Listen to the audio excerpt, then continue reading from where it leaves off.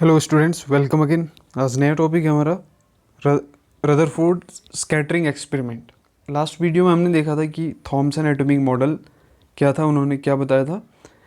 तो उसमें हमने आपको बोला था कि थॉमसन मॉडल मॉडल पूरा एक्सप्लेन कुछ करता नहीं है एटम्स के बारे में, बस वो ये बताता है कि प्रोटॉन और इलेक्ट्रॉन्स होते हैं, वो अपने एक दूसरे को न्यूट्रलाइज कर लेते हैं। और उसके अलावा उन्होंने बोला एक स्फीयर है पूरे पॉजिटिव चार्ज का, उसके बीच में इलेक्ट्रॉन एम्बेडेड हैं लाइक सीड्स इन वाटरमेलन। अब देखो यहाँ पर जब रदरफोर्ड ने अपना एक्सपेरिमेंट किया तो एक्सपेरिमेंट से उनको ये आइडिया आ गया था कहीं ना कहीं थॉमसन ने जैसा बोला था ऐसा स्ट्रक्चर तो है नहीं एटम का, ठीक है। तो उन्होंने क्या किया, उनका एक्सपेरिमेंट का नाम है वो होता है अल्फ़ा पार्टिकल स्कैटरिंग एक्सपेरिमेंट, ठीक है। अल्फ़ा पार्टिकल क्या होते हैं?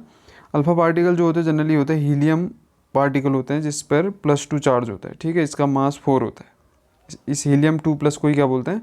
अल्फ़ा पार्टिकल बोलते हैं, ठीक है। अब यहाँ पर आप देख रहे हैं काफ़ी मास है, इसमें हैवी मास है, 4 इसका मास है और +2 चार्ज है, तो इनको हम बोलेंगे अल्फ़ा पार्टिकल। तो ये अल्फ़ा पार्टिकल का जो सोर्स था, उन्होंने एक रेडियो एक्टिव एलिमेंट लिया। उन्होंने रेडियो एक्टिव एलिमेंट जो है वो एक किसका सोर्स है?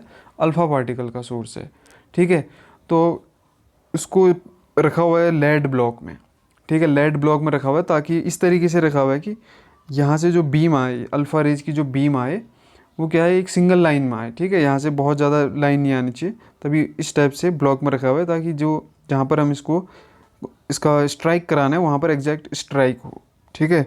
तो इतना ध्यान रखना। तो इसमें और क्या क्या चीज़ें हैं देखो, इसमें देख रहे हो आप एक गोल्ड फॉयल है, ठीक है। एक काफ़ी थिन गोल्ड फॉयल है, इसकी थिकनेस अबाउट 100 नैनोमीटर। देखो 100 नैनोमीटर काफ़ी कम है, ठीक है, बहुत कम वैल्यू है।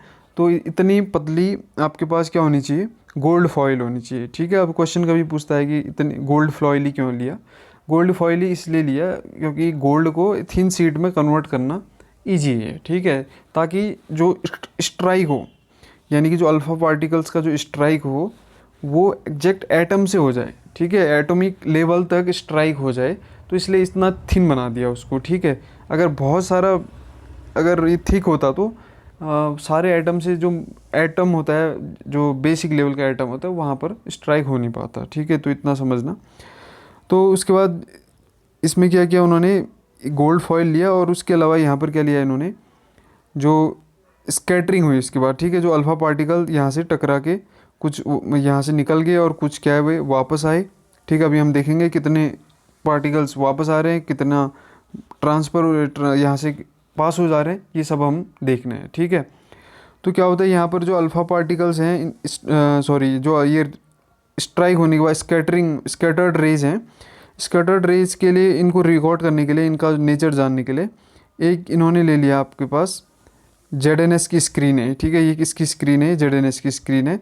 तो इसमें क्या होता है, जिंक सल्फाइड कोटेड रहता है। यहाँ पर हर जगह पे क्या है, जिंक सल्फाइड कोटेड है। तो एक मतलब सेमी सर्कुलर है लगभग।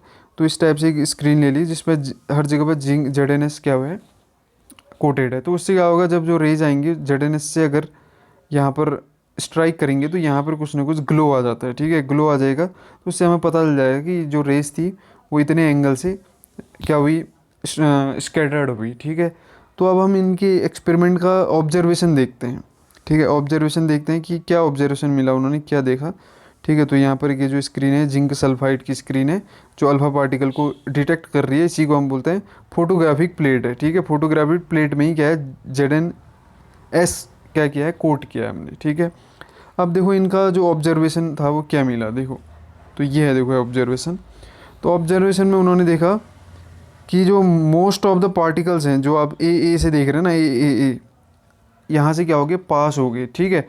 Most of the alpha particle nearly 99% pass through the gold foil undeflected, कोई डिफ्लेक्शन ही नहीं हुआ, डायरेक्टली पास होगी। तो जो ए रिप्रेजेंट कर रहा है, ये रिप्रेजेंट कर रहा है अल्फ़ा पार्टिकल्स जो कि अनडिफ्लेक्टेड हुए, ओनली पास हो गए यहाँ से, किससे, स्क्रीन से, जो थिन फॉयल है गोल्ड की उसमें से।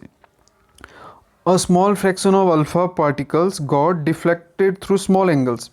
कुछ ऐसे भी हैं जो स्मॉल एंगल से डिफ्लेक्ट हो रहे हैं। देखो ये है बी वाला, ठीक है, ये जो बी वाले दिख रहे हैं ये स्मॉल एंगल से डिफ्लेक्ट हो रहे हैं। अब बहुत सारे एटम होंगे, हाँ आप देख रहे हैं ये गोल्ड की थिन फॉयल है, वहाँ पर भी तो बहुत सारे एटम होंगे, सिंगल एटम तो होगा नहीं।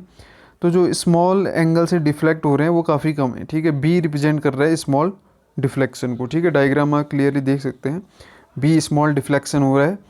और very few, about 1 in 20,000 did not pass through the foil but suffer large deflection. तो आप देख रहे हैं कुछ ऐसे हैं जो काफ़ी लार्ज डिफ्लेक्शन हो रहा है जिनका। ठीक है, लार्ज डिफ्लेक्शन होता है, कुछ तो ऐसा हो रहा है वो एग्जैक्ट जैसे यहाँ को गए थे वैसे ही क्या हो गए, रिवर्ट हो गए। ठीक है, तो इसे बोलेंगे बैक स्कैटरिंग भी हो गई है।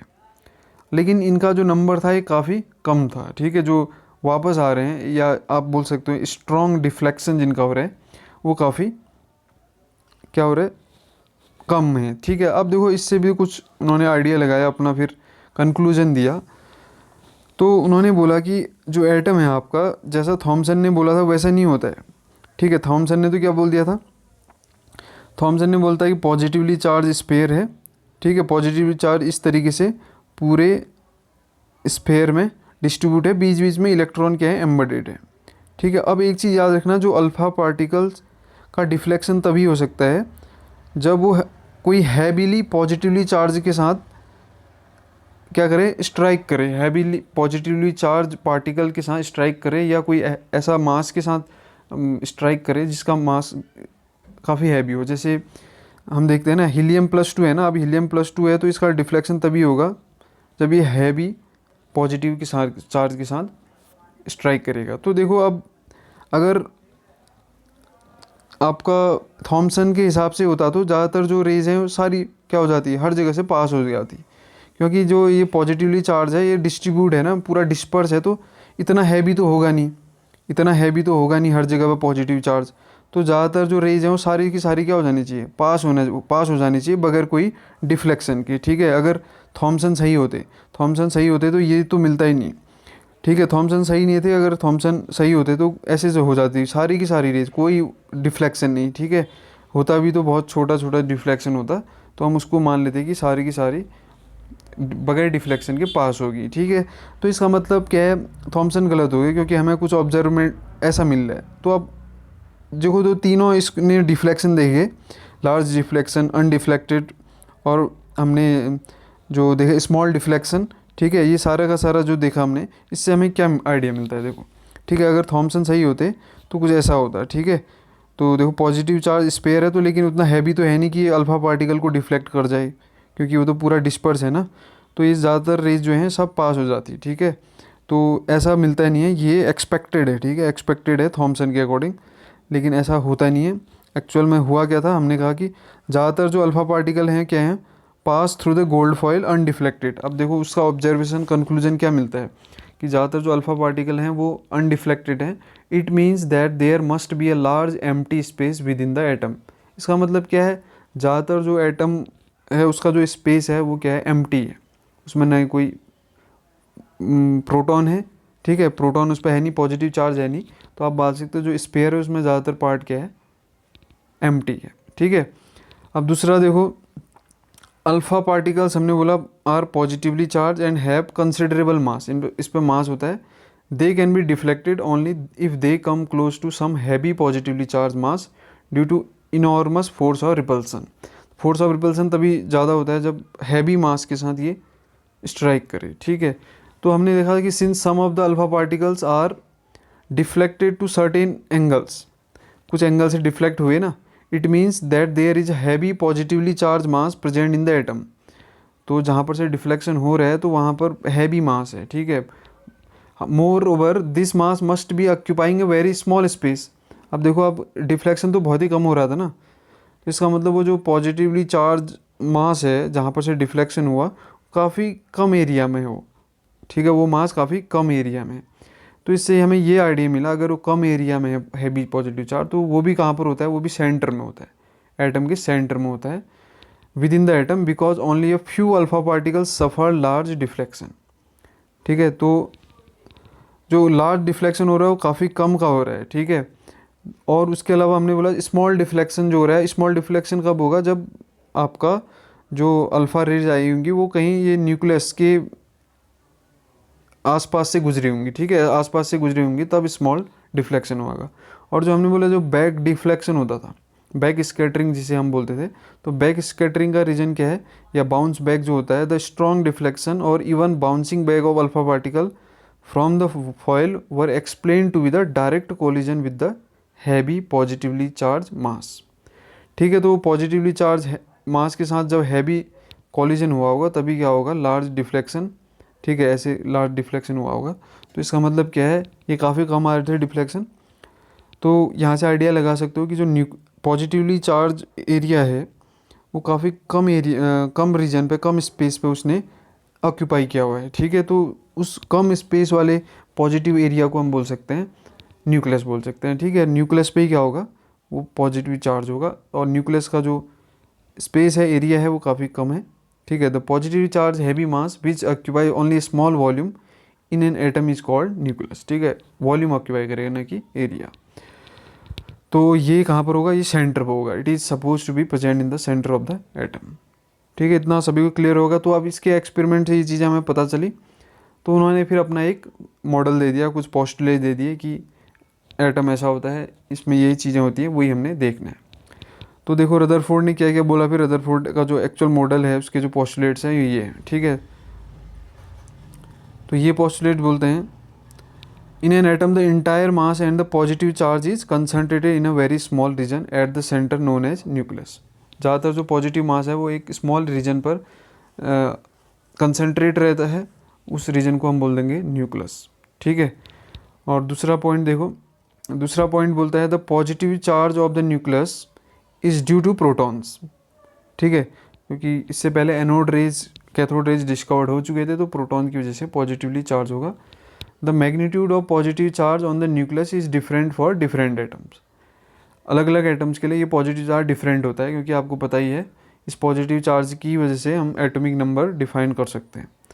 और the mass of the nucleus is due to protons and some other neutral particle. जो मास आता है वो एक्चुअली प्रोटॉन और न्यूट्रॉन की वजह से होता है। ठीक है, और कुछ पार्टिकल होते हैं, इलेक्ट्रॉन का जो मास होता है नेग्लिजिबल मान लेते हैं, इतना याद रखना। ठीक है, next point, the nucleus is surrounded by negatively charge electron which balance the positive charge on the nucleus. ठीक है, the atom is electrically neutral, इतना भी उन्होंने बताया। The electron are not stationary, उन्होंने बोला इलेक्ट्रॉन स्टेशनरी नहीं है, but are revolving around the nucleus at a very high speed like planet revolving around the sun. ठीक है, तो इसीलिए the electron are called planetary electrons भी बोलते हैं। जैसे कि जो सन के अराउंड में प्लानेट रिवॉल्व करते हैं, उसी तरह इलेक्ट्रॉन भी न्यूक्लियस के अराउंड में रोटेट कर रहे हैं। ठीक है, तो इतना याद रखना, तभी हम प्लानेटरी इलेक्ट्रॉन भी उनको बोलते हैं। और उसके बाद लास्ट में देखो, the Rutherford model of atom resemble the solar system. ठीक है, सोलर सिस्टम से रिजेंबल करता है, जहाँ पर जो आपके सैटेलाइट्स हैं, प्लैनेट्स हैं, वो रिवॉल्व करते हैं सन के अराउंड में। ठीक है, तो एक दो पॉइंट और है इसके।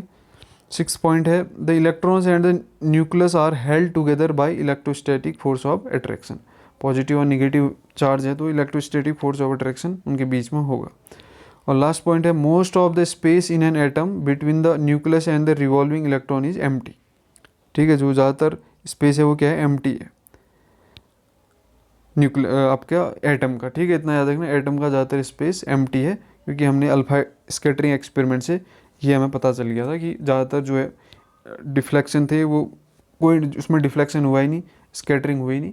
तो इससे यही आइडिया मिलता है कि न्यूक्लियस जो था ज़्यादातर एरिया उसका एम्प्टी था, और न्यूक्लियस का एक आपका एटम का रीजन, एक स्मॉल रीजन ऐसा था जहाँ पर न्यूक्लियस है, जहाँ पर प्रोटॉन न्यूट्रॉन होते हैं। ठीक है, तो ये था आपका रदरफोर्ड एटॉमिक मॉडल। ठीक है, लेकिन अब रदरफोर्ड एटॉमिक मॉडल भी कोई फाइनल एटॉमिक मॉडल नहीं है। ठीक है, इसकी भी अपनी लिमिटेशंस हैं। ठीक है, तो इसकी लिमिटेशन हम देखेंगे, उसके बाद हम नए मॉडल पर आएंगे। ठीक है, तो आज के लिए हम इतना ही करेंगे। तो till then, thank you for watching, God bless you.